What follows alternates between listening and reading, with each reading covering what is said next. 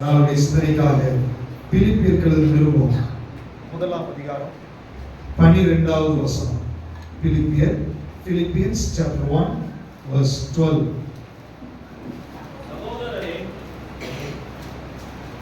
எனக்கு சம்பவித்த சுவிசேஷம் பிரபலமாகும்படிக்கு ஏதுவாயிற்றென்று நீங்கள் அறிய மாறாயிருக்கிறேன். சகோதரரே, எனக்கு சம்பவித்தவைகள் சுவிசேஷம் பிரபலமாகும்படிக்கு ஏதுவாயிற்றென்று நீங்கள் அறிய. பவுல் சொல்றாரு, இந்த பிலிப்பியருக்கு எழுதின நிருபத்தை அவர் சிறைச்சாலைக்குள்ள இருந்து எழுதுகிறார். அவரை ஜெயில பிடிச்சு போட்டாங்க. சுதந்திரம் பறி போயிடுச்சு. கதவுகள் அடைக்கப்பட்டிருக்கிறது. அவருடைய வாழ்க்கையில நெருக்கத்தினுடைய காலகட்டத்தில், போராட்டத்தினுடைய காலகட்டத்தில் அவர் சொல்றாரு, எனக்கு என்னெல்லாம் சம்பவிக்குதோ அதன் மூலம் சுவிசேஷம் வெளியே போயே ஆகும் என்று நிச்சயித்திருந்தார். ஹல்லேலூயா. இந்த வசனம் நமக்கு எழுதப்பட்டிருக்கிறது. இயேசு கிறிஸ்துவால் தெரிந்து கொள்ளப்பட்டவர்கள், அவருடைய பிள்ளைகளாய் இந்த உலகத்தில் வாழுகிறவர்கள், அப்படிப்பட்ட நிலைமையில் இருக்கிற உங்களையும் என்னையும் பார்த்து ஆண்டவர் சொல்கிறார், உன் வாழ்க்கையில என்னவெல்லாம் சம்பவிக்குதோ அது சுவிசேஷம் பிரபலமாகும்படி கர்த்தர் அதை நன்மையாய் மாற்ற போகிறார். ஹல்லேலூயா. எத்தனை பேர் விசுவாசிக்கிறீங்க?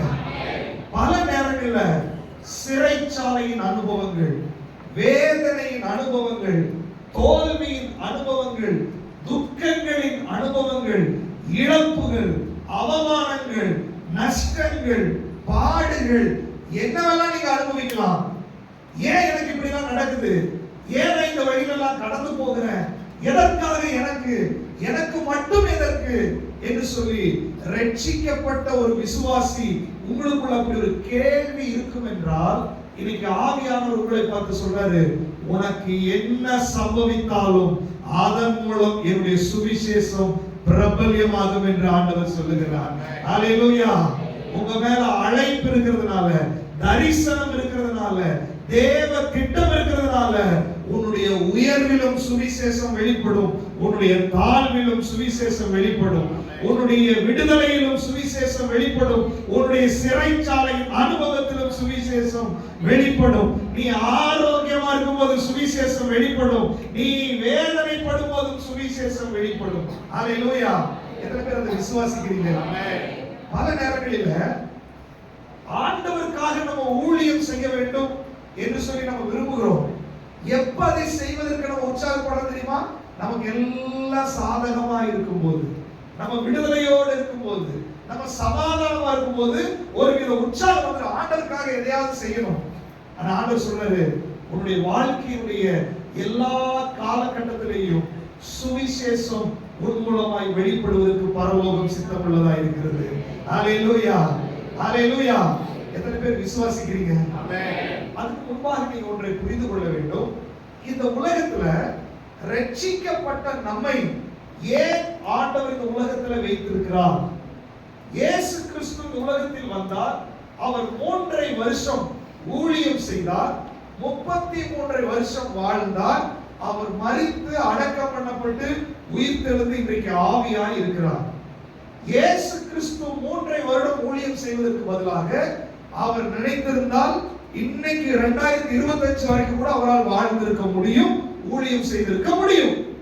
ஆனால் அவர் 3.5 வருஷம் மட்டுமே தான் ரட்சிப்பின் திட்டத்தை நிறைவேற்ற வந்ததுனால அதை செய்து முடித்துவிட்டு அந்த வேலையை நம் கையில் கொடுத்துவிட்டு அவர் கடந்து போய்விட்டார். ஹல்லேலூயா. அதனால ஆண்டவர் சொல்றார், என்னை யாரெல்லாம் விசுவாசிக்கிறீர்களோ அவர்கள் நான் செய்த காரியத்திலும் அதிகமாய் நீங்கள் செய்வீர்கள். ஹல்லேலூயா. என்னை விசுவாசிக்கிறவன் என்னிலும் பெரிய காரியங்களை செய்வான். நல்லா தெரிஞ்சுக்கோங்க. அன்னைக்கு உருவத்தில் இருந்த இயேசு இன்னைக்கு ஆவியாய் எனக்குள்ளே வாசம் பண்ணி கொண்டிருக்கிறார். எத்தனை பேர் அதை நம்புறீங்க? உங்களுக்குள்ள இயேசு இருக்கிறார் என்று சொல்லி வாய்களை திறந்து சொல்லுங்க.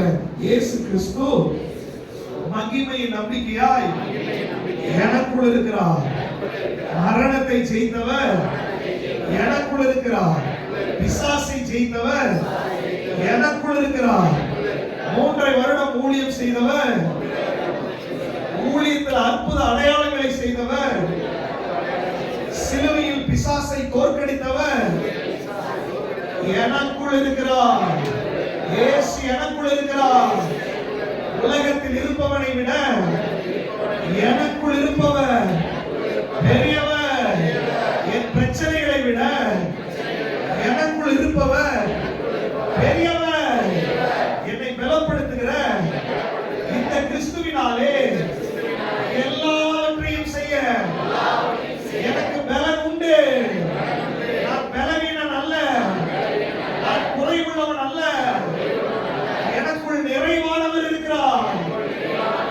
எனக்குள் இருக்கிற இயேசுவினால் ஒரு சேனைக்குள் பாய்வேன், மதிலை தாண்டுவேன், சத்துருவை முறியடிப்பேன், சுவிசேஷ வேலையை செய்வேன்.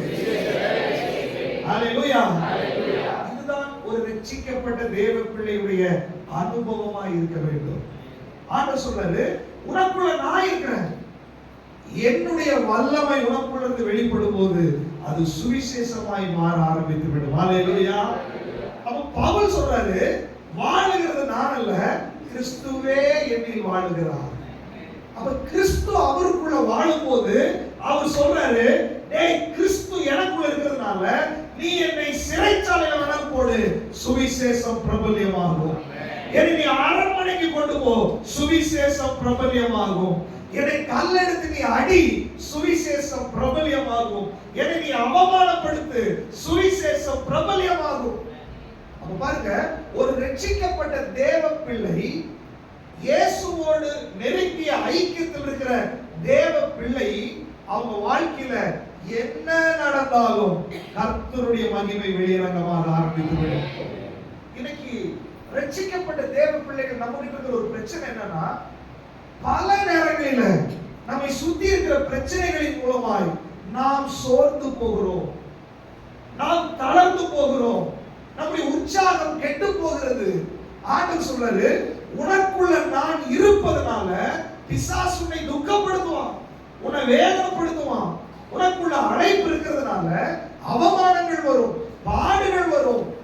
பவுல் நினைச்சிருந்தா, இயேசுவை ஏற்றுக்கொள்ளாம பவுல் இருந்திருந்தா, பவுல் சகல அதிகாரமுடையவராய் இருந்தார், பவுல் ஞானியாய் இருந்தார், கற்று தேர்ந்தவராய் இருந்தார். இவ்வளவு கஷ்டமெல்லாம் அனுபவிக்க வேண்டிய அவசியமே கிடையாது. ஆனால் இயேசு உள்ள வந்த உடனே, தன் வாழ்க்கையை இயேசுவுக்காய் அர்ப்பணித்த உடனே, பாடுகள், சிறைச்சாலைகள், குறைவுகள், பசி, பட்டினி, நிர்வாணம், நாசமோசம், இவைகள் எல்லாம் கடந்து போனார். நான் சொல்றேன், இயேசுவுக்காய் உங்க வாழ்க்கையை நீங்க அர்ப்பணித்தால், உங்க வாழ்க்கையில நடக்கிற எல்லா பிரச்சனைகளும், எல்லா நன்மைகளும் சுவிசேஷம் பிரபல்யமாகிறதுக்காய் ஆண்டவர் மாற்றி விடுவார். ஹல்லேலூயா. ஆனா நீங்க இயேசுவுக்கு அர்ப்பணிக்காம உங்களுக்கு வந்த பிரச்சனை எல்லாம் சுவிசேஷம் வர்றதுக்காக தான் சொன்னா அதை ஏற்றுக்கொள்ள முடியாது. உங்க மனசுக்கு தெரியும் நீங்க இயேசுவுக்காக அர்ப்பணிக்கப்பட்டவர்களா இல்லையா. நீங்க ஆண்டவர் சொல்றாரு, ரட்சிக்கப்பட்ட தேவ பிள்ளைகள் இன்னைக்கு கர்த்தருடைய பந்தியில் ஐக்கியமாகி நானும் அவரும் ஒன்றாய் இருக்கிறோம், அவர் எனக்குள் இருக்கிறார், நான் அவருக்குள் இருக்கிறேன்னு சொல்லி தீர்மானம் எடுத்தவர்கள் நீங்கள் ஒரு அர்ப்பணிக்கப்பட்ட வாழ்க்கைக்குள்ளாய் கடந்து வர வேண்டும். இன்னைக்கு ஆண்டவர் சொல்றாரு, நீ உன் வாழ்க்கையை இயேசுவுக்கு அர்ப்பணித்தால் உன் வாழ்க்கையில நடக்கிற எல்லா சூழ்நிலைகளிலேயும் சுவிசேஷத்தை ஆண்டவர் வெளிப்படுத்த ஆரம்பித்து விடுவார். ஹல்லேலூயா. நல்லா தெரிஞ்சுக்கோங்க, சுவிசேஷம் என்பது நம்ம போய் பிரசங்கிக்கிறது என்று நினைத்து விடாதீர்கள். உங்க வாழ்க்கையே ஒரு சுவிசேஷமாய் மாற வேண்டும். ஹல்லேலூயா. பவுலின் வாழ்க்கை ஒரு சுவிசேஷமாய் இருந்தது. பவுலை சொல்றாரு, என்னை பின்பற்றுகிறவர்களாகுங்கள். பவுலின் வாழ்க்கை அநேகருக்கு ஒரு முன்மாதிரியான வாழ்க்கையா இருந்தது.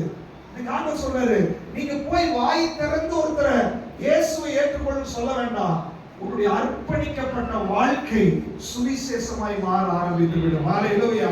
இன்னைக்கு காலையில சும்மா பெயர் கிறிஸ்தவர்களாய் ஏதோ சபைக்கு வந்தோம், போனோம், பைபிள் படிக்கிறோம், திருவிருந்து எடுக்கிறோம், காணிக்க போடுறோம் என்ற அனுபவத்தில் இருக்கிற உங்களை பார்த்து ஆண்டவர் சொல்கிறார், உன் வாழ்க்கை ஒரு அர்ப்பணிக்கப்பட்ட வாழ்க்கையா இருக்க வேண்டும். இயேசுவுக்கு இயேசுவுக்காய் அர்ப்பணிக்கப்பட்ட வாழ்க்கையாய் இருக்க வேண்டும். பவுல் சொல்றாரு, நான் ஒரு சேவகனாய் தீங்கு அனுபவிக்கிறேன், நான் சுவிசேஷத்திற்காக கட்டப்படுகிறேன், சுவிசேஷத்திற்காக எதையும் செய்வதற்கு என்னை ஒப்பு கொடுத்திருக்கிறேன். ஆண்டவர் சொல்றாரு, உன்னை ஆண்டவர் அழைத்தது, உன்னை தெரிந்தெடுத்தது இந்த உலகத்துல சுவிசேஷம் வெளிப்படுவதற்காக, இயேசு வெளிப்படுவதற்காக. அநேக கிறிஸ்தவர்கள் நீங்க நினைச்சிட்டு இருக்கீங்க, நம்ம இந்த உலகத்துல நல்லா வாழணும், நல்ல அந்தஸ்துல இருக்கணும், நிறைய பேருக்கு முன்னாடி நம்ம நல்ல மதிப்போட இருக்கணும்னு சொல்லி நினைத்து தேவ திட்டத்துக்கு விரோதமாய் இருக்கிறீர்கள். இன்னைக்கு ஆண்டவர் சொல்றாரு, உனக்கு ஜீவனை கொடுத்தது, உனக்கு ஆரோக்கியத்தை கொடுத்தது, உனக்கு அழைப்பை கொடுத்தது, உன்னை சபையில கொண்டு வந்ததனுடைய ஒரே நோக்கம் இருக்கும் என்றால் அது இயேசுவை வெளிப்படுத்துகிற சுவிசேஷமாய் நீ இருக்க வேண்டும் என்பதற்காக. எத்தனை பேர் இயேசுவை வெளிப்படுத்தணும்னு சொல்லி விரும்புறீங்க? இன்னைக்கு அர்ப்பணிக்கணும். சும்மா ஒரு கிறிஸ்தவ வாழ்க்கை நம்ம வாழக்கூடாது. அர்ப்பணிக்கப்பட்ட வாழ்க்கை. இந்த உலகத்தில் உங்களை வைத்ததற்கு ஒரு நோக்கம் இருக்கும் என்றால் அது சுவிசேஷம் சொல்லுவதற்காக தான். நீங்கள் ஒரு சுவிசேஷமாய் மாறுவதற்காக. சுவிசேஷம் என்றால் என்ன? நற்செய்தி. நற்செய்தி என்றால் என்ன? இயேசு கிறிஸ்துவை பற்றி சொல்லுகிற செய்தி தான் நற்செய்தி. ஹல்லேலூயா. அப்போ இயேசு தான் நற்செய்தி, நற்செய்தி தான் இயேசு. அப்ப எனக்குள்ள இயேசு இருந்தால் நான் ஒரு நற்செய்தியாய் மாறுகிறேன். ஹல்லேலூயா. எத்தனை பேர் உங்களுக்குள்ள இயேசு இருக்கிறார் விசுவாசிக்கிறீங்க? சொல்லுங்க வாய்களை திறந்து, எனக்குள்ளே இயேசு இருக்கிறார், எனக்குள்ளே நற்செய்தி இருக்கிறது. எனக்குள் இயேசு இருக்கிறார், எனக்குள்ளே நற்செய்தி இருக்கிறது. ஹல்லேலூயா. நல்லா பாருங்க, இயேசு 3 வருஷம் ஊழியம் செஞ்சாரு. அவர் எங்க போனாரோ அங்கெல்லாம் நற்செய்தி, அங்கெல்லாம் விடுதலை, அங்கெல்லாம் சமாதானம், அங்கெல்லாம் சந்தோஷம். அவர் போகிற இடமெல்லாம் அற்புத அடையாளங்கள் நடந்துச்சு. அதே இயேசு இன்னைக்கு எனக்குள்ளே வாசம் பண்ணி கொண்டிருக்கிறார். ஹல்லேலூயா. உங்களுக்குள்ள அந்த இயேசு இருக்கிறார். வேதனையோட, துக்கத்தோட, பாடுகளோட, விடுதலை இல்லாமல் வாழ்ந்து கொண்டிருக்கிற தேவ பிள்ளையே, இன்னைக்கு ஆண்டவர் உன்னை பார்த்து சொல்லுகிறார், நான் உலகத்துல மாம்ச சரீரத்தில் இருந்தபோது நான் போகிற இடமெல்லாம் அற்புதம், நான் போகிற இடமெல்லாம் விடுதலை, நான் போகிற இடமெல்லாம் சமாதானம். ஆனா நான் உனக்குள்ளே வாழ்ந்து கொண்டிருக்கிறேன். ஏன் உனக்கு சமாதானம் இல்லை? ஏன் உனக்கு விடுதலை இல்லை? ஏன் உனக்கு சந்தோஷம் இல்லை? இயேசு உனக்குள்ள வாழ்ந்தால் உன் வாழ்க்கையில விடுதலை நடந்துதான் ஆகும். ஹல்லேலூயா. பல நேரங்கள்ல இயேசு நமக்குள்ள மரித்தவராய் இருக்கிறார். உயிர்த்தெழுந்த இயேசு உனக்குள்ள இருந்தால் அற்புதம் நடக்கும். உயிர்த்தெழுந்த இயேசு உனக்குள்ள இருந்தால் விடுதலை நடக்கும். உங்களுக்குள்ளே நற்செய்தி, சோர்ந்து போயிருக்கிறேன், எனக்குள்ளே நற்செய்தி இருக்கிறது. அவர் சொல்வார், நீ திகையாதே, கலங்காத, நான் உன் தேவன். உடனே வெளியே வந்துருவீங்க. ஹல்லேலூயா. துக்கமா இருக்கும், ஆண்டவர் சொல்ல திடம் கொள், தூசி உதறிவிட்டு எழும்பு, நற்செய்தி உள்ள இருந்து வெளியே வரும். பலருடைய கிறிஸ்தவ வாழ்க்கையில உங்களுக்குள்ள இருந்து நற்செய்தி வெளியே வரவில்லை. நற்செய்தி முதல் உங்களுக்கு. இந்த உலகத்துல வாழுகிறீர்கள், பல போராட்டங்கள், பல பிரச்சனைகள், நெருக்கடிகளுக்குள்ள இருக்கிறீங்க. ரட்சிக்கப்பட்ட தேவ பிள்ளையுடைய அனுபவம் என்ன தெரியுமா? எப்போதும் இன்னொருத்தர் உங்களை தைரியப்படுத்துவதல்ல, உங்களுக்குள் இருக்கிற இயேசு அவருடைய நற்செய்தியால் உங்களை பலப்படுத்துவது. ஹல்லேலூயா. ஹல்லேலூயா. உங்களுக்குள்ள நற்செய்தி இருக்கிறது. எத்தனை பேர் விசுவாசிக்கிறீங்க? வாய்களை திறந்து சொல்லுங்களேன், எனக்குள்ளே நற்செய்தி இருக்கிறது, எனக்குள்ள நற்செய்தி இருக்கிறது. என்னை விடுவிக்கக்கூடிய செய்தி எனக்குள்ள இருக்கிறது, என்னை சுகப்படுத்தக்கூடிய செய்தி எனக்குள்ள இருக்கிறது, என்னை சந்தோஷப்படுத்தக்கூடிய செய்தி எனக்குள்ள இருக்கிறது. இயேசுவின் நாமத்தில் கட்டவிழ்கிறேன். நல்லா தெரிஞ்சுக்கோங்க, இயேசு உங்களுக்குள்ளே மரித்தவராய் இருந்தால் அந்த நற்செய்தி வெளியே வராது. இயேசு உங்களுக்குள்ள குழந்தை இயேசுவாய் இருந்தால் நற்செய்தி வெளியே வராது. இயேசு உங்களுக்குள்ள உயிர்த்தெழுந்த இயேசுவாய் இருந்தால் நற்செய்தி வெளியே வர ஆரம்பிக்கும். ஹல்லேலூயா. ஹல்லேலூயா. உயிர்த்தெழுந்த இயேசு எனக்குள் இருக்கிறார் என்று உன் வாயை திறந்து நீ அறிக்கை பண்ணுகிறீரோ, அப்பொழுதே நற்செய்தி வெளியே வர ஆரம்பித்து விடும். ஹல்லேலூயா. அதனாலதான் இயேசுவை நம்ம கண்ணில் பார்க்கல, விசுவாச அறிக்கை செய்ய வேண்டும் என்று விரும்புகிறார். ஹalleluya. அதனால வாயை திறந்து அறிக்கை பண்ணணும். மரணமும் ஜீவனும் நாவின் அதிகாரத்தில் இருக்கிறது. அப்படின்னா நாவின் அதிகாரத்தில் இருக்குது. எனக்குள் உயிர் தெழுந்த இயேசு இருக்கிறார் அப்படின்னா ஜீவன் அதில் இருக்குது. எனக்குள்ள உயிர்ப்பிக்கிற வல்லமை வெளிப்பட ஆரம்பித்து விடும். நற்செய்தி வெளியே வர ஆரம்பித்து விடும். ரட்சிக்கப்பட்ட தேவ பிள்ளைகள், இந்த சுவிசேஷம் முதல் உங்களுக்குள்ள வெளியே வருவதற்கு நீங்க உங்களை ஒப்பு கொடுக்க வேண்டும். அநேகருக்குள்ள அந்த சுவிசேஷம் இல்லை. அதனாலதான் ரொம்ப சோர்வு, அதனாலதான் பிரச்சனை, அதனாலதான் கண்ணீர், அதனாலதான் துக்கம். இயேசு உலகத்தில் இருக்கும்போது எத்தனையோ ஜனங்கள் நாங்க இயேசுவை பார்க்கணும், சகேயு எப்படியாக இயேசுவை பார்க்கணும், வியாதிப்பட்டவர்கள், பலவீனப்பட்டவர்கள், துன்பப்பட்டவர்கள் இயேசுவை எப்படியாவது சந்திக்க வேண்டும், எப்படியாவது விடுதலை அடைய வேண்டும் என்று சொல்லி திரள் கூட்டமான ஜனங்கள் இயேசுவை தேடி போனார்கள். அவரை தேடி போனவர்கள் எல்லாம் சுகமடைந்தார்கள். ஹalleluya. ஆனால் இன்னைக்கு நான் தேட வேண்டிய அவசியம் இல்லை. அவர் எனக்குள்ளே வாழுகிறார். ஹalleluya. எனக்குள்ளே வாழுகிறார், எனக்குள்ளே வாழுகிறார். சொல்லுங்க, எனக்குள்ளே வாழுகிறார். நான் தேடி போக வேண்டியதில்லை. அவர் எனக்குள் வாழுகிறார். இயேசு எனக்குள் வாழுகிறார். உன்னை விடுவிக்கிறவர் உனக்குள்ள, உனக்கு அற்புதம் செய்கிறவர் உனக்குள்ள, உன்னை சுகப்படுத்துகிறவர் உனக்குள்ள, உன்னை ஆறுதல் படுத்துகிறவர் உனக்குள்ள, உன்னை ஜெயிக்க வைக்கிறவர் உனக்குள்ள, உனக்கு அற்புதம் செய்கிறவர் உனக்குள்ள, உனக்காக யுத்தம் பண்ணுகிறவர் உனக்குள்ள இருக்கிறார். ஹalleluya. எத்தனை பேர் விசுவாசிக்கிறீங்க? இதுதான் உங்களுக்குள்ளே வெளிப்படுகிற நற்செய்தி. எந்த கிறிஸ்தவனுக்குள்ள இந்த நற்செய்தி வெளிப்பாடாய் இருக்கிறதோ அவர்கள் சுவிசேஷமாய் மாறி விடுவார்கள். அவர்கள் மற்றவர்களுக்கு சொல்ல ஆரம்பித்து விடுவார்கள். நீங்க ஆண்டவர் எதிர்பார்க்கிறாரு, நீ ஞாயிற்றுக்கிழமை கிறிஸ்தவனா இருக்காத, ஞாயிற்றுக்கிழமை மட்டும் வர்றவங்களா இருக்காதீங்க, பிரச்சனை இருக்கும்போது மட்டும் வர்றவங்களா இருக்காதீங்க. அனுதினமும் உனக்குள்ளே ஜீவ நதி புறப்பட்டு ஓட வேண்டும். அவர் சொல்றார், என்னை விசுவாசிக்கிறவருடைய உள்ளத்திலிருந்து ஜீவ தண்ணீர் உள்ள நதிகள் ஓட ஆரம்பித்து விடும். ஹalleluya. நதி உனக்குள்ள இருக்கிறது. எத்தனை பேர் விசுவாசிக்கிறீங்க? ஜீவ நதி உங்களுக்குள்ள இருக்குது. வாய்களை திறந்து சொல்லுங்களேன், ஜீவ நதி எனக்குள்ள இருக்கிறது, ஜீவ நதி எனக்குள்ள இருக்கிறது. பரிசுத்த ஆவியுடைய நதி உங்களுக்குள்ள இருக்கிறது. அந்த நதி பிரவாகித்து வெளியே ஓடட்டும். நீ அறிக்கை பண்ண பண்ண நதி புறப்பட ஆரம்பிக்கும். அந்த நதி போகிற இடமெல்லாம் ஆரோக்கியம். அது சஞ்சரிக்கிற இடத்துல ஜீவ பிராணிகள் பிழைக்கும். அந்த நதி அற்புதத்தின் நதி, அந்த நதி சுகமளிக்கிற நதி, அந்த நதி விடுதலையின் நதி, அந்த நதி பரிசுத்த ஆவியின் நதி. அந்த நதி உனக்குள் இருக்கிறது. அந்த நதியை காட்டவில்லை. இயேசுவின் நாமத்தில் அந்த பரிசுத்த ஆவியின் நதி அது உனக்குள்ள இருக்கிறது. அதை நீ அடைத்து வைக்காத. உன் வாய்களை விரிவாய் திற. அந்த நதி பெருக்கெடுத்து ஓடுவதாக, அந்த நதி புறப்படுவதாக, நதி தேசத்தில் பாய்வதாக, நதி குடும்பத்தில் பாய்வதாக, நதி உன் வாழ்க்கையில் பாய்வதாக. ஹalleluya. நதி புறப்படுகிறது, நதி புறப்படுகிறது. நதி புறப்பட்டால் சுவிசேஷம் புறப்படும். நதி புறப்பட்டால் அற்புதம் புறப்படும். நதி புறப்பட்டால் விடுதலை உண்டாகும். நதி புறப்பட்டால் இயேசு வெளிப்பட ஆரம்பித்து விடுவார். ஹalleluya. அநேகருக்கு அந்த நதி இருக்கிறது. எத்தனை பேர் விசுவாசிக்கிறீங்க? நபி இருக்கிறவங்க சொல்றான், சிறைச்சாலையில் இருந்தாலும் சுவிசேஷம் பிரபலமாகும். ஹalleluya. பட்டினி இருந்தாலும் சுவிசேஷம் பிரபலமாகும். அடிக்கப்பட்டாலும் சுவிசேஷம் பிரபலமாகும். நீங்க ஆண்டவர் சொல்ற அந்த நதி உனக்குள்ள இருக்கிறதுனால எல்லா காலகட்டத்திலேயும் சுவிசேஷம் உன்னை கொண்டு வெளிப்பட போகிறது. இயேசு வெளிப்பட போகிறார்.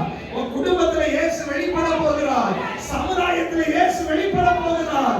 உங்களுக்கு சம்பவிக்கிறது எல்லாம் சுவிசேஷம் பிரபலமாகும்படி சம்பவிக்கிறது. எத்தனை பேர் விசுவாசிக்கிறீங்க? உங்க அப்படிப்பட்ட இயேசுவோடு நெருக்கமாய் அனுபவத்தில் இருக்கிறவர்களுக்கு என்ன சம்பவித்தாலும் அதன் மூலமாய் சுவிசேஷத்தை கொண்டு வராங்க. அவங்களை கொண்டு ஜெயில போட்டாங்க. நியாயம் விசாரிக்கிற ஒரு இடத்துல போறாங்க.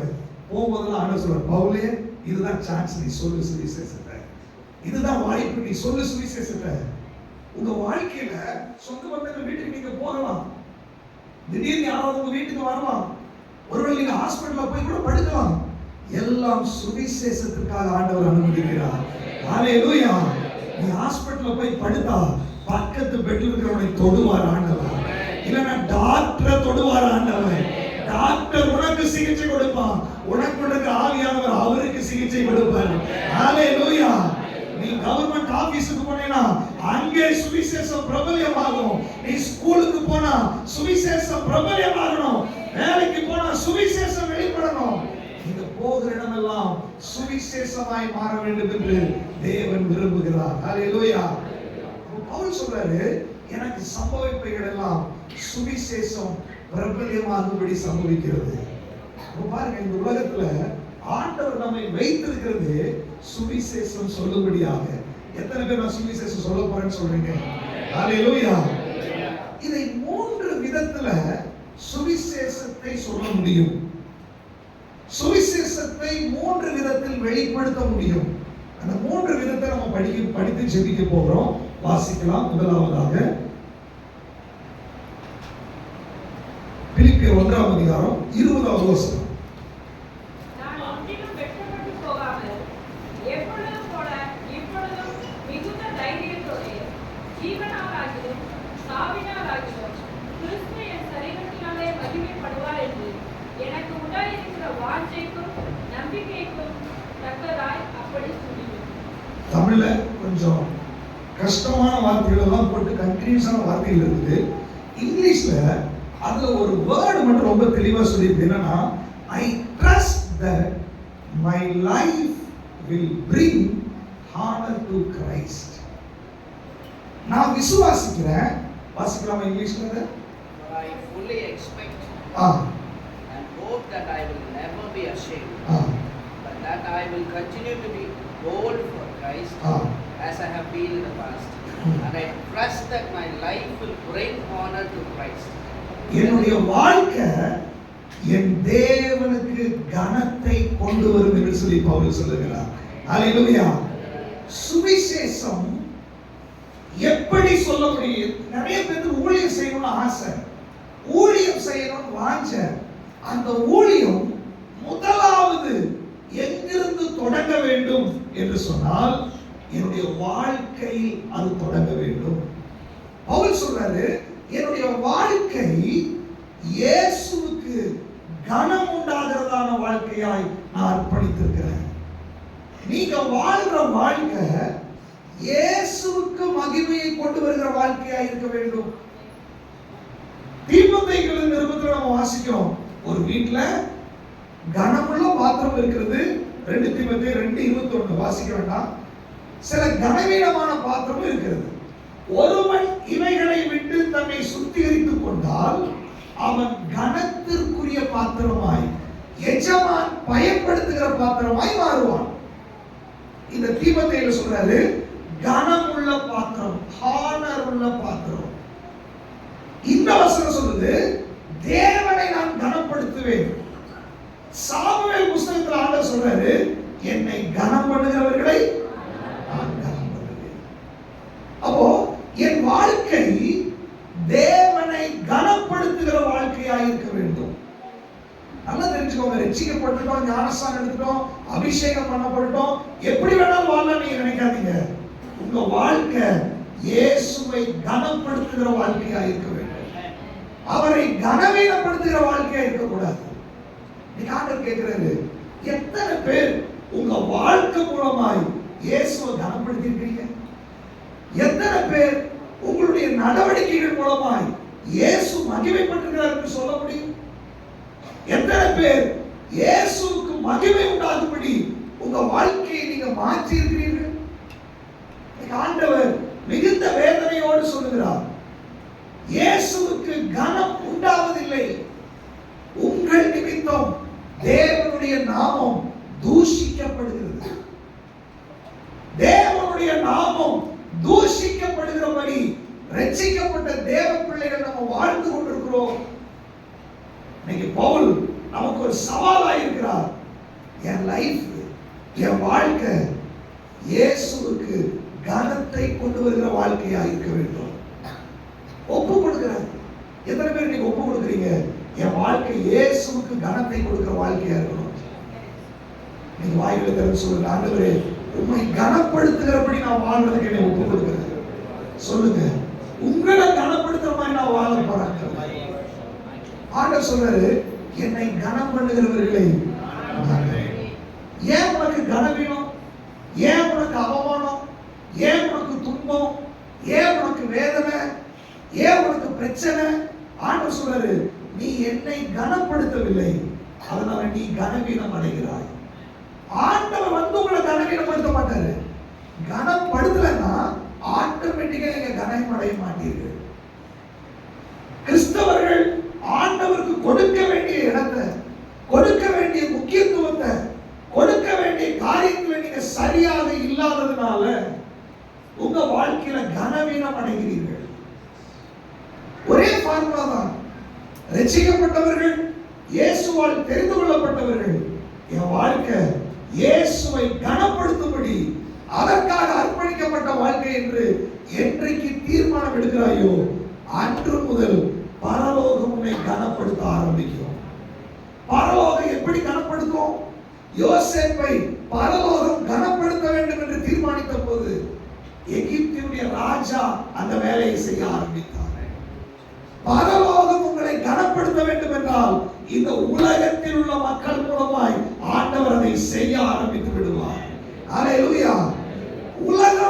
உலகத்தில் இருக்கிற மக்கள் உங்களை ஏளனமாய் பார்க்கிறார்கள், உங்களை தூஷிக்கிறார்கள், உங்களை வெறுக்கிறார்கள் என்றால் நீங்கள் தெரிந்து கொள்ள வேண்டும், பரலோகம் என்னை கனப்படுத்தவில்லை.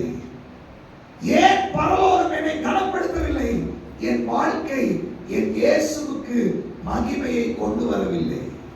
ரொம்ப கிளியர், தெளிவா நீங்க புரிஞ்சுக்கலாம். உங்களை சுத்தி பிரச்சனை வருதா தெரிஞ்சுக்கோங்க, பரலோகம் என்னை கனப்படுத்தவில்லை. ஏன் கனப்படுத்தல?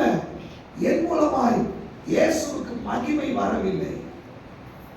இயேசுவுக்கு உங்க மூலமாய் மகிமை வந்தால் பரலோகம் உடனடியாக செயல்பட ஆரம்பிக்கும். உங்களுக்கான கனமும் ஆசீர்வாதமும் விடுதலையும் உங்களை தேடி வர ஆரம்பிக்கும்.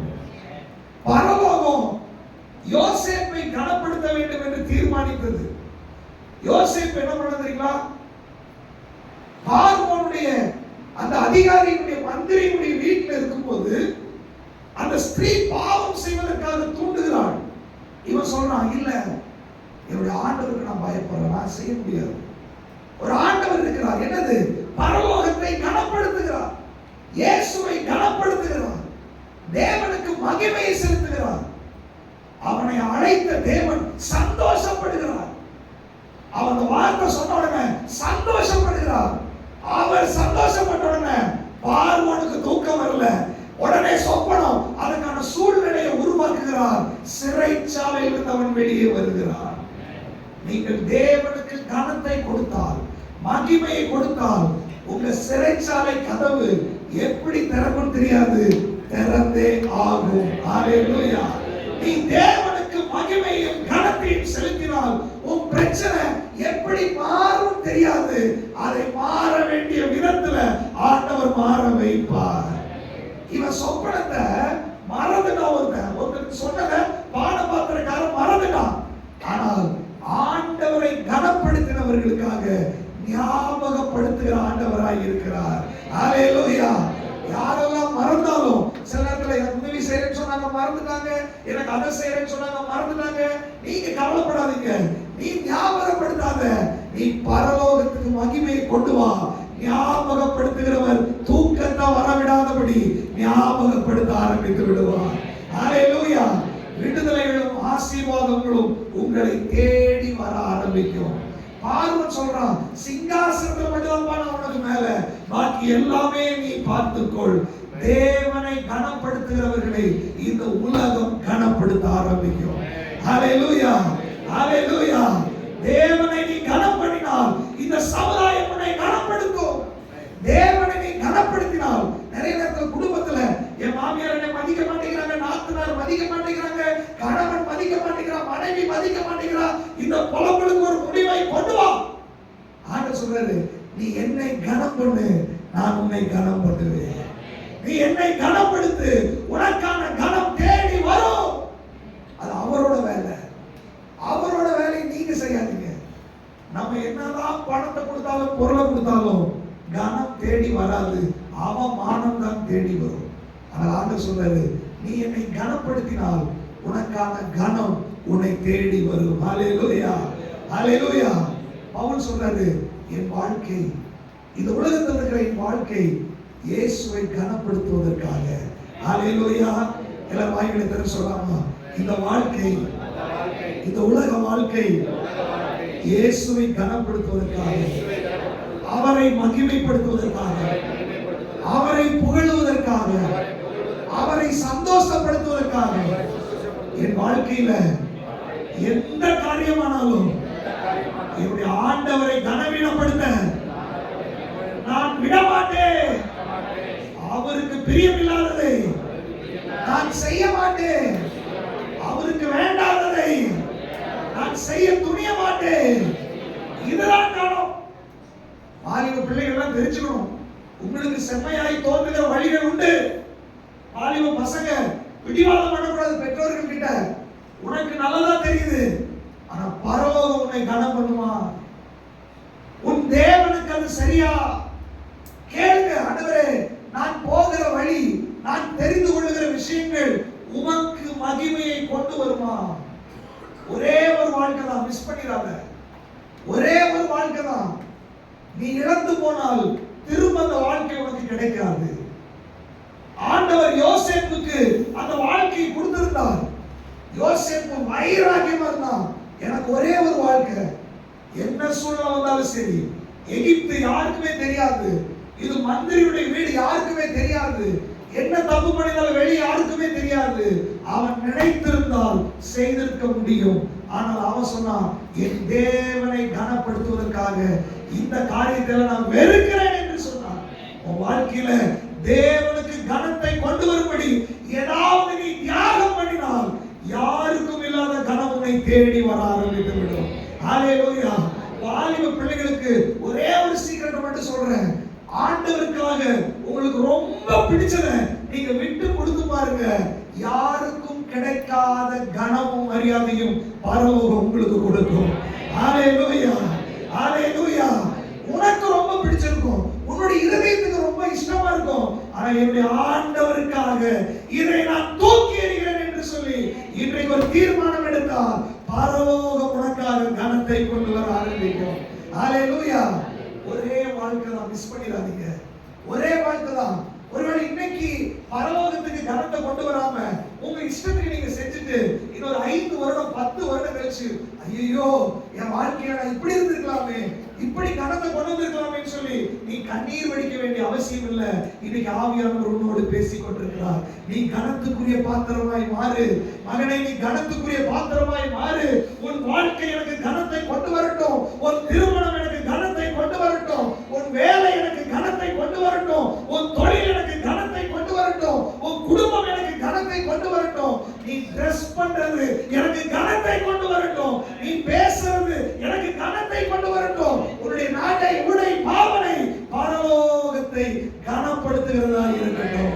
எத்தனை பேர் அதை ஒத்துக்கொள்றீங்க? சொல்லுங்க, ஆண்டவரே என் வாழ்க்கை மூலமா உம்மை கனப்படுத்த போகிற ஆண்டவரே சொல்லுங்க. ஹல்லேலூயா. பவுல் தீர்மானம் எடுத்திருந்தார். கனம் என்பது எப்படி நம்ம ஆண்டவரை கனப்படுத்த முடியும்? அதான் சுவிசேஷம். ஆண்டவரை நாம் மகிமைப்படுத்த அது சுவிசேஷமாய் மாறும். இந்த சுவிசேஷம் ஒரு மனுஷனுக்கு 3 இடத்துல அதை கவனிக்க வேண்டியதாக இருக்கிறது. முதலாவது, ஆண்டவரை எப்படி கனப்படுத்த முடியும், எப்படி அந்த கனத்தின் மூலமாய் சுவிசேஷத்தை கொண்டு வர முடியும். அன்னைக்கு பாருங்க, யோசேப்பு அந்த வேலையை செஞ்சதுனால இன்னைக்கு வரைக்கும் நம்ம அதை பேசிட்டு இருக்கோம். இன்னைக்கு வரைக்கும் அதை ரோல் மாடலா வச்சு அனைவருக்கு நம்ம சொல்றோம். அது ஒரு சுவிசேஷமாய் மாறிவிட்டது. நீங்க பரலோகத்துக்கு கனத்தை கொண்டு வருகிற எந்த செயலும் சுவிசேஷமாய் மாறிவிடும். ஹல்லேலூயா. நீங்க பரலோகத்தை சந்தோஷப்படுத்தக்கூடிய எந்த காரியமானாலும் சரி, அது இயேசுவை மற்றவர்களுக்கு சொல்ல ஆரம்பித்து விடும். ஹல்லேலூயா. கேட்பாங்க, ஏன் இப்படி டிசிஷன் எடுத்தீங்க? ஞாயிற்றுக்கிழமை நீங்க கடை திறந்தா வருமானம் வந்திருக்குமே. நீங்க சொல்ல, இல்ல எங்க ஆண்டவரை கனப்படுத்துறதுக்கு நான் போறேன். அது சுவிசேஷம். ஹல்லேலூயா. அது சுவிசேஷம். நீங்க எங்கெல்லாம் கனப்படுத்துறீங்களோ அது சுவிசேஷமாய் மாறிவிடும். அவன் எப்படி கனப்படுத்த முடியும்? 3 விதத்துல கனப்படுத்தலாம். ஒன்று, என்னுடைய அந்தரங்க வாழ்க்கையில் நான் ஆண்டவரை கனப்படுத்த வேண்டும். அல்லேலூயா. அது வெளியில யாருக்கும் தெரியாது. ஆனா உங்க அந்தரங்க வாழ்க்கையில நீங்க தேவனுக்கு கொடுக்க வேண்டிய கனத்தை கொடுக்க வேண்டும். அந்தரங்கமாய் பார்க்கிற ஆண்டவர் வெளியரங்கமாய் உங்களுக்கு பதிலை கொடுப்பார். அல்லேலூயா. இன்னைக்கு ஆண்டவர் கேட்கிறார், வாலிப பிள்ளைகள், பெரியவர்கள், ஆண்கள், பெண்கள், நம்ம எல்லாத்தையும் பார்த்து ஆண்டவர் கேட்கிறாரு, உன்னுடைய அந்தரங்க வாழ்க்கை என்னை கனப்படுத்துகிறதா? உன்னுடைய அந்தரங்கமான சிந்தனை என்னை கனப்படுத்துகிறதா அல்லது என்னை வேதனைப்படுத்துகிறதா? அந்தரங்க வாழ்க்கையில நீங்க தேவனுக்கு கனத்தை கொடுத்தால் வெளியரங்கமாய் ஆண்டவர் உங்களை ஆசீர்வதிக்க ஆரம்பித்து விடுவார். நீ அந்தரங்க வாழ்க்கையில் தேவனை கனப்படுத்தும் போது ஆட்டோமேட்டிக்கா சுவிசேஷம் உனக்குள்ள வெளியே போகும். ஏன்னா உன்னை பார்க்கிறவங்க கேட்பாங்க, எப்படி நீங்க இப்படி இருக்கீங்க? உடனே நீங்க இயேசுவை சொல்ல ஆரம்பிச்சிருக்கீங்க. இன்னைக்கு அந்தரங்க வாழ்க்கையில நீங்க தேவனுக்கு கனத்தை கொண்டு வர வேண்டும். இன்னும் சொல்ல போனா சுவிசேஷத்தை வச்சே சொல்றேன், உங்க அந்தரங்க வாழ்க்கை சுவிசேஷமாய் மாற வேண்டும். வெளியே போய் மைக்க பிடிச்சதா சுவிசேஷம் சொல்லணும் இல்ல, உன்னுடைய அந்தரங்க வாழ்க்கையின் மூலமாய் நீ சுவிசேஷத்தை வெளியே சொல்ல முடியும். அல்லேலூயா. சில வசனங்களை வேகமா வாசிங்க. ரோமர் 12:2 நமக்கு தெரியும், உங்கள் மனம் புதிதாகிறதுனால நீங்கள் மறுரூபமாகுங்கள். உங்க போதும் இந்த பிரபஞ்சத்திற்கு ஒத்த வேஷம் தரிக்காதபடி தேவனுக்கு நன்மையும் பிரியமும் பரிபூர்ணமான சித்தம் என்னவென்று பகுத்தறியத்தக்கதாக உங்க மனம் புதிதாகிறதுனால. பாருங்க, ரட்சிக்கப்பட்ட ஒரு தேவ பிள்ளை ஆண்டவருக்கு என்ன சித்தம், அவருக்கு என்ன பிரியம் அப்படின்னு சொல்லி இவங்க மனதை பக்குவப்படுத்தி இருந்தால் அதுவே சுவிசேஷம். எப்படி சொல்றீங்க அது சுவிசேஷம்? ஆண்டவருக்கு என்ன பிரியம், அவருக்கு என்ன நன்மை அப்படின்னு உங்க மைண்ட் செட் ஆயிடுச்சுன்னா எதுக்கு தேவையில்லாத டென்ஷன் வருது? எதுக்கு தேவையில்லாத கவலை வருது?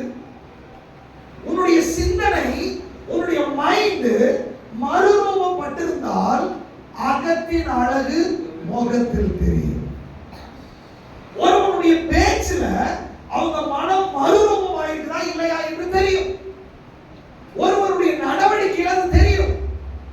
ஆண்டவர் சொல்றாரு, உன்னுடைய சிந்தனையில, உன்னுடைய மனதில ஒரு மறுரூபம் உண்டாக வேண்டும்.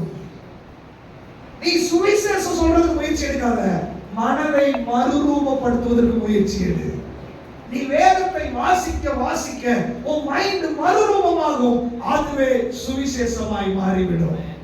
இன்னைக்கு ஆண்டவருக்காக நான் ஊழியம் செய்யணும்னு நினைக்கிறவங்க, முதலாவது உங்க மைண்ட் மறுரூபமாகிறதுக்கு உங்களை ஒப்பு கொடுங்க. அல்லேலூயா.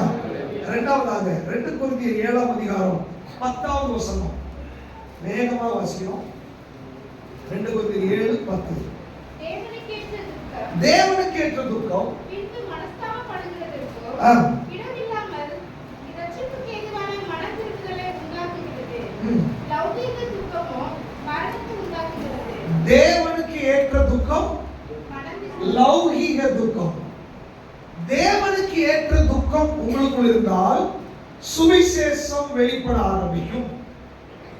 லௌகீக துக்கம் உங்களுக்குள் இருந்தால் சுவிசேஷம் வெளிப்படாது, மரணத்தை தான் வெளிப்படும். தேவனுக்கு ஏற்ற துக்கம் என்றால் என்ன? ஐயோ ஆண்டவரே, நான் ஏன் இப்படி இருக்கிறேன், ஜெபிக்காம இருக்கிறேன், ஜெப ஆவி எனக்கு ஊற்றுங்க. ஆண்டவரே, என்னால வேதத்தை வாசிக்க முடியலையே, எப்படியாவது நான் வேதத்தை வாசிக்கிறேன். ஆண்டவரே, சபைக்கு போக முடியலையே, ஆண்டவரே ஊழியம் செய்ய முடியலையே, ரட்சிக்கப்பட்டு இவ்வளவு வருஷம் ஆச்சு, ஒரு ஆத்மாவை கூட சபைக்கு கொண்டு வர முடியலையே. ஆண்டவரே, வாலிப பிள்ளைகள் இப்படி அழிகிறார்களே, தேசம் இப்படி அழிகிறதே, இன்னும் சபை பெருக மாட்டேங்குதே என்று சொல்லி ஆண்டவருடைய இருதயத்தை ஏற்றுக்கொண்டு உனக்கு துக்கம் வருகிறதா? அல்லது எண்ணத்தை உண்போம், எண்ணத்தை குடிப்போம், எண்ணத்தை புசிப்போம், என் குழந்தைக்கு என்ன பண்றது, என் ஹஸ்பண்டுக்கு என்ன பண்றது, மனைவிக்கு என்ன பண்றது, வீட்டு வாடகை எப்படி கொடுக்கிறது? யோசிச்சு பாருங்க. ஒரு மாசம் முழுவதும் உங்க மைண்டுக்குள்ள, உங்க இதயத்துக்குள்ள எந்த துக்கம் உங்களை ஆளுகை செய்கிறது? தேவனுக்கு ஏற்ற துக்கமா, லௌகீக துக்கமா? ஆண்டவர் சொல்றாரு, நீ லௌகீக துக்கத்தை உள்ள வச்சுட்டு சுவிசேஷத்தை நீ சொல்ல முடியாது.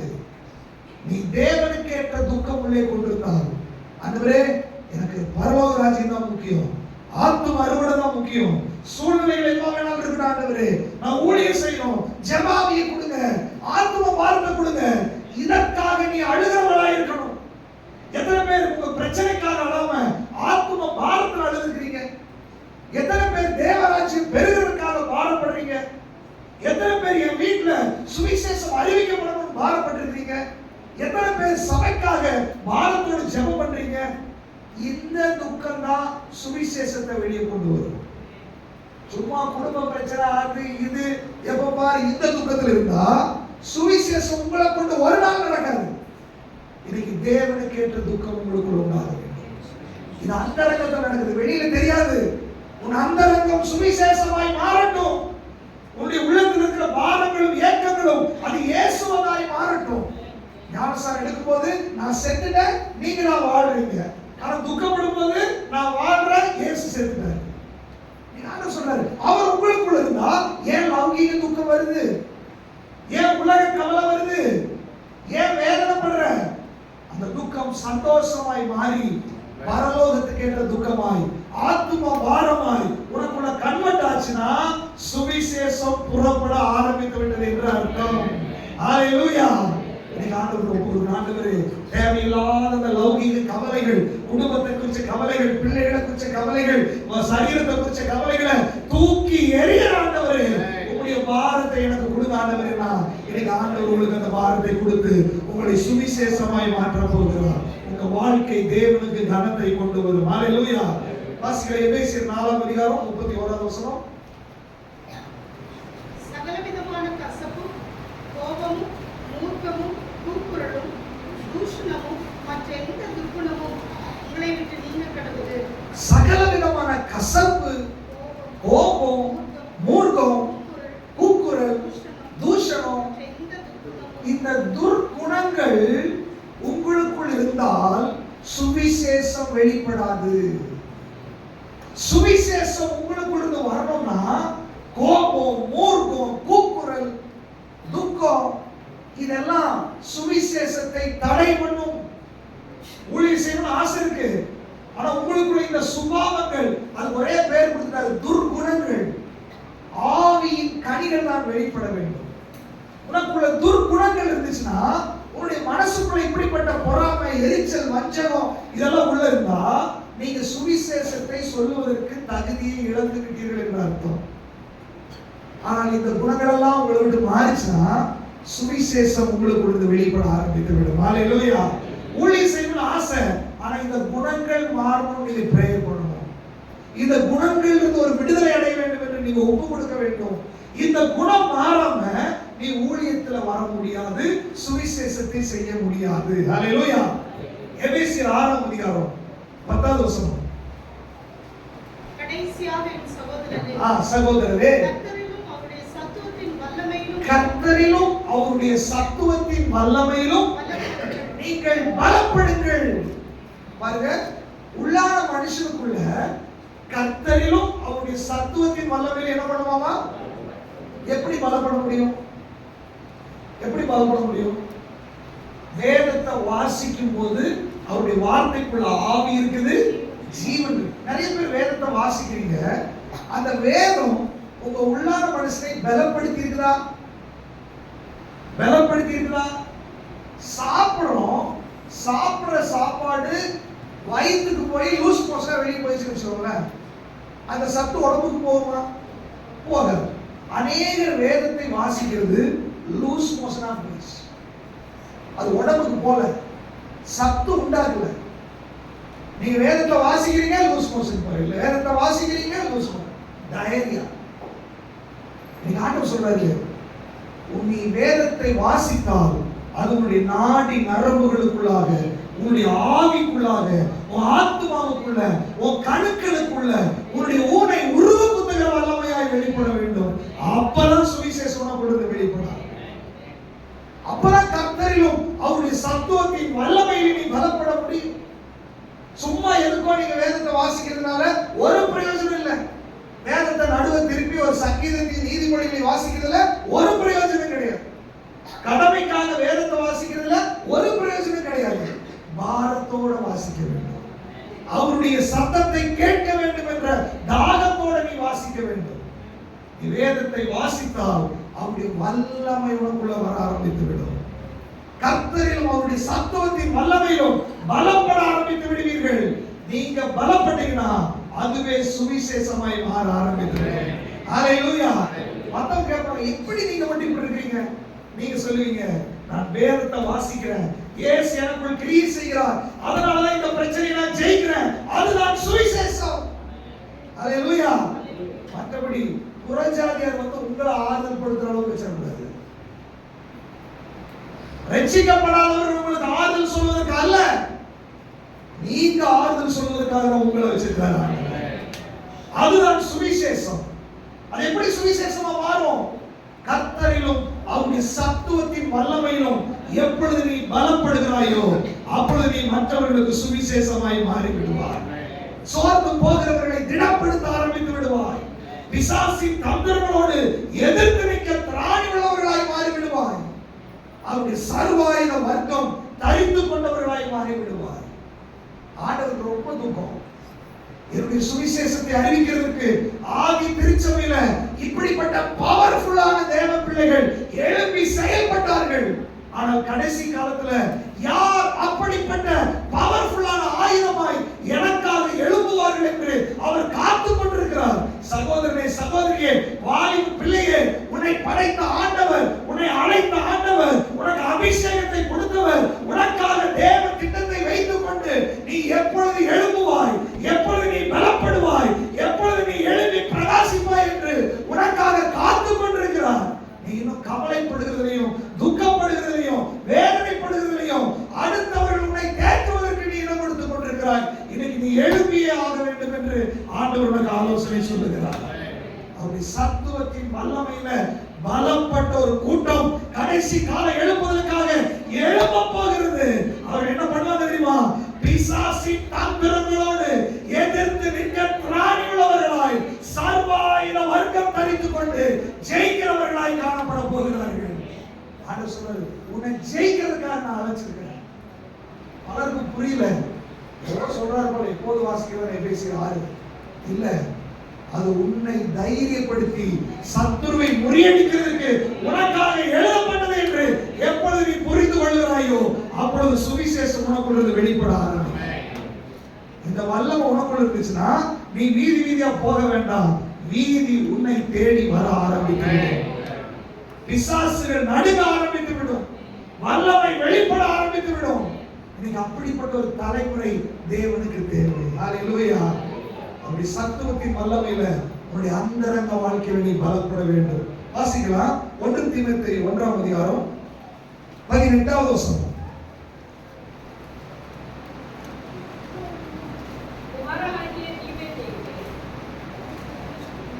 வாசிக்கலாம்.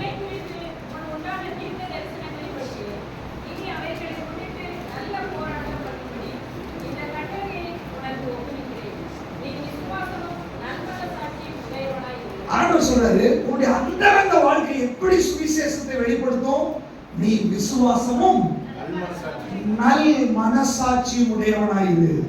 அநேக தேவ பிள்ளைகளுக்கு குற்ற மனசாட்சி, அநேக தேவ பிள்ளைகளுக்கு விசுவாசம் இல்லை. இது எப்படி சுவிசேஷத்தை வெளியே கொண்டு வரும்? எப்படி உன் மூலமாய் தேவனுடைய நாமம் மகிமைப்படும்? எப்படி உன்னை கொண்டு ஆண்டவர் பெரிய காரியத்தை செய்வாரு? அவருக்கு டைம் ஆயிடுச்சு, சீக்கிரம் வரணும், அதுக்கு முன்னாடி என் பிள்ளைகள் எழுப்பி செயல்படுவார்கள் என்று அவர் விரும்புகிறார். ஆனால் பிசாசு அநேக தேவ பிள்ளைகளை குற்ற மனசாட்சி, அவிசுவாசம் என்ற சிறையில வைத்திருக்கிறார். ஆண்டவர் சொல்றாரு, உன்னை குறித்து முன்னுண்டான தேவ திட்டத்தின்படி அவைகளை முன்னிட்டு நீ நல்ல போராட்டம் போராட வேண்டும். அதற்காக விசுவாசமும் நல் மனசாட்சியும் உடையவனாயிரு. விசுவாசம் எப்போ உங்களுக்கு வர்த்திக்கும்? விசுவாசம் எப்போ வரும்? ஒருவன் பிரசங்கியாவிட்டால் எப்படி ஒருத்தன் கேள்விப்படுவான்? ஒருத்தன் கேள்விப்படாவிட்டால் எப்படி விசுவாசிப்பான்? அப்ப விசுவாசம் எப்போ வரும்னா கேள்வியினாலே வரும். கேள்வி தேவனுடைய வசனத்தினாலே வரும். ஹalleluya. நீ வேதத்தை சரியாய் வாசித்தால் உன் விசுவாசத்தினுடைய அளவு அதிகரிக்க ஆரம்பிக்கும். ஹalleluya. நல் மனசாட்சி எப்படி வரும்? உன் விசுவாசம் அதிகரிக்கும் போது நீ செயல்பட ஆரம்பிப்பாய். அதை குறித்து நீ வேதத்தை வாசிக்கும் போது ஆவியானவர் உன்னை வழிநடத்த ஆரம்பிப்பார். நீ செய்யறதெல்லாம் நல்லதா இருக்கும். நீ நல்லது செய்தால் உன் மனசாட்சி நல் மனசாட்சி உடையதாக இருக்கும். நல்லா கவனிச்சுக்கோங்க. உனக்குள்ளே விசுவாசம் இல்லாமல், நல் மனசாட்சி இல்லாமல் நானும் ஊழியத்துக்கு போனது நடக்காது. ஆனால் விசுவாசமும் நல் மனசாட்சியும் உனக்குள் இருந்தால் அதுவே சுவிசேஷமாய் மாறிவிடும். ஹalleluya. உன் விசுவாசத்தை பார்த்து அநேகர் ஆச்சரியப்படுவார்கள். உன்னுடைய நல் மனசாட்சி உன்னை உற்சாகப்படுத்திக் கொண்டே இருக்கும். யோசிச்சு பாருங்க, குற்ற மனசாட்சி இருந்தா சோர்ந்துரும். ஆனா நல் மனசாட்சி உங்களை உற்சாகப்படுத்தும். அந்த நல் மனசாட்சி உங்களை செயல்பட வைக்கும். அந்த நல் மனசாட்சி சுவிசேஷத்தை சொல்ல வைக்கும். குற்ற மனசாட்சியோட நீ ஒரு சுவிசேஷத்தை சொன்னா அந்த சுவிசேஷத்துக்கு பவர் இருக்காது. ஆனா நல் மனசாட்சியோட நீ சுவிசேஷத்தை சொல்லும்போது பிசாசின் கிரியைகள் அழிய ஆரம்பிக்கும், கட்டுகள் உடைய ஆரம்பிக்கும், அந்தகார சங்கிலிகள் எல்லாம் அழிய ஆரம்பிக்கும். நீங்க ஆண்டவர் சொல்றாரு, நல் மனசாட்சி உனக்கு தேவை, விசுவாசம் உனக்கு தேவை. இது இல்லாமல் நீ சுவிசேஷத்தை என்ன பண்ண முடியாது, சொல்ல முடியாது. அடுத்ததாக 2 தீமோத்தேயு 1ஆம் அதிகாரம் 6-7. நான் உன்மேல் என் கைகளை வைத்ததினால் உனக்கு உண்டான தேவ வரத்தை நீ அனல் மூட்டி எழுப்பி விடும்படி உனக்கு நினைவூட்டுகிறேன். உனக்கு உண்டான தேவ வரத்தை நீ என்ன பண்ணணும்? அனல் மூட்டிக் கொண்டே இருக்க வேண்டும். ஹalleluya. அயன் பாக்ஸ்ல கறி போட்டு அதை அனல் மூட்டிட்டே இருந்தா இரும்பு அயன் பாக்ஸ் என்ன ஆயிரும்? ஹீட் ஆயிரும். அது ஹீட் ஆனா எத்தனை துணியை வேணாலும் அயன் பண்ணலாம். அது ஹீட் ஆகாம நானும் அயன் பண்றேன்னா நடக்காது. சுவிசேஷம் வெளிப்பட வேண்டும் என்றால் அனல் மூட்டப்பட வேண்டும். உனக்குள்ளே தேவனுடைய அக்கினி வெளிப்பட வேண்டும். உனக்குள்ள மகிமை வெளிப்படணும். அக்கினியாய் நீ மாறணும். அனல் மூட்டப்படுறதுக்கு இப்ப தீ எரியறதுக்கு என்ன ஊத்தணும்? தீ எரியறதுக்கு என்ன ஊத்தணும்? பெட்ரோலோ ஏதோ எண்ணெய் என்ன பண்ணணும்? ஊத்தணும். ஊத்துனா என்ன பண்ணிரும்? அனல் மூட்டை எரிய ஆரம்பிக்கும். அப்போ பரிசுத்த ஆவியில நீ நிரம்ப நிரம்ப நிரம்ப உனக்குள்ளே அது அனல் மூட்டப்பட ஆரம்பித்துவிடும். ஹalleluya. உன்னுடைய ஆவி எப்பெல்லாம் அனல் மூட்டப்படுகிறதோ நீ சுவிசேஷியாய் மாறி விடுவாய். நீ சுவிசேஷம் சொல்லுகிறவனாய் மாறி விடுவாய். ஹalleluya. அதனாலதான் பரிசுத்த ஆவியானவர் நிறைஞ்சு நம்ம ஆராதிக்கும் போது, அந்நிய பாஷையில ஜெபிக்கும் போது நீ சோர்ந்து போய் உட்கார்ந்துட்டு இருக்க பரவாயில்ல. பாருங்க, கறிக்கட்டை ஃபுல்லா இருக்கும். ஒரே ஒரு நெருப்பு போட்டுட்டு காற்ற வீச வீச கஷ்டமா தான் இருக்கும். ஆனா கொஞ்ச நேரத்துல எல்லாம் கனலாய் மாறிவிடும். ஹalleluya. வந்து கொஞ்ச நேரத்துல ஆராதிக்கிறது கஷ்டமா இருக்கும், துதிக்கிறதுக்கு கஷ்டமா இருக்கும், உற்சாகமா ஆராதிக்கிறது கஷ்டமா இருக்கும். ஆனால் தொடர்ந்து நீ துதிக்க துதிக்க துதிக்க துதிக்க உனக்குள்ள ஆவி அனல் மூட்டப்பட ஆரம்பிக்கும். அக்கினி மூட ஆரம்பிக்கும். உனக்குள்ள இருந்த நதி அல்ல, அக்கினி நதி புறப்பட ஆரம்பிக்கும். ஹalleluya. ஹalleluya. நீ அனல் மூட்டப்படாமல் நீ ஊழியம் செய்ய முடியாது. உன்னுடைய அந்தரங்க வாழ்க்கை அனல் மூட்டப்பட வேண்டும். ஹalleluya.